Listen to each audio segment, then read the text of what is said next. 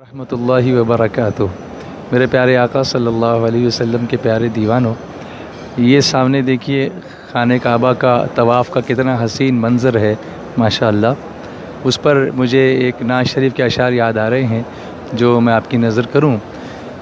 حیرت سے خود کو کبھی دیکھتا ہوں، حیرت سے خود کو کبھی دیکھتا ہوں، اور دیکھتا ہوں کبھی میں حرم کو لایا کہاں مجھ کو میرا مقدر، لایا کہاں مجھ کو میرا مقدر۔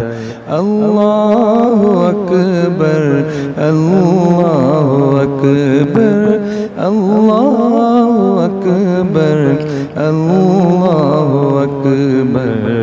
کعبے کی رونق کعبے کا منظر، کعبے کی رونق کعبے کا منظر۔ اللہ اکبر اللہ اکبر اللہ اکبر اللہ اکبر۔ سامنے دیکھیے، میں جو آپ کو دکھانا چاہتا ہوں اس وقت، یہ سامنے رکن اسود ہے، بائیں طرف جو کونا جس پر ڈیزائن بنی ہوئی ہے یہ رکن اسود ہے۔ وہاں نیچے دیکھیے آپ، لوگ حجر اسود کو چومنے کے لیے کتنے بے قرار ہیں۔ حجر اسود جنت کے یاقوتوں میں سے ایک یاقوت ہے، اور یہ چومنے والوں کے لیے اللہ کی بارگاہ میں قیامت کے دن گواہی دے گا، مومن کے ایمان کی گواہی دے گا، اور جس کے دل میں نفاق ہوگا اس کے نفاق کی، کفر ہوگا اس کے کفر کی۔ اللہ کرے کہ اللہ تبارک و تعالی حجر اسود کی گواہی ہمارے ایمان کے لیے قبول فرمائے اور یہ ہماری بخشش کا ذریعہ بن جائے۔ حجر اسود اور آپ دیکھیں گے باب کعبہ، کعبے کا دروازہ، اس کے بیچ کی جگہ اس کو کہتے ہیں ملتزم، یعنی لپٹنے کی جگہ۔ میرے آقا علیہ الصلوۃ والتسلیم فرماتے ہیں کہ میں جب جبریل علیہ السلام کو دیکھنا چاہتا ہوں تو دیکھتا ہوں کہ ملتزم سے لپٹے ہوئے دعا کر رہے ہیں، یا واجدو یا ماجدو لا تزل عنی نعمتا انعمتها علیہ۔ ایک ماں کے دامن سے جیسے بچہ لپٹتا ہے، ایسے حاجی یہاں آ کر یا عمرہ کرنے والا یہاں آ کر ملتزم سے لپٹتا ہے۔ جب ہم طواف مکمل کرتے ہیں تو جس طواف کے بعد سعی کرنی ہو، وہاں پہلے مقام ابراہیم پر جا کر 2 رکعت نماز پڑھنی ہے اور پھر ملتزم سے جا کے لپٹنا ہے۔ لیکن جس کے بعد سعی نہیں ہے، سادہ طواف ہے، تو پہلے ملتزم سے لپٹنا ہے اور پھر آ کر کے مقام ابراہیم پر 2 رکعت واجب الطواف پڑھنی ہے۔ اب یہ سامنے دیکھیے مقام ابراہیم، اللہ اللہ، جس کے بارے میں قرآن کریم میں اللہ تبارک و تعالی نے آیت نازل فرمائی، وَاتَّخِذُوا مِن مَّقَامِ إِبْرَاهِيمَ مُصَلًّى۔ مقام ابراہیم کو مصلی بناؤ۔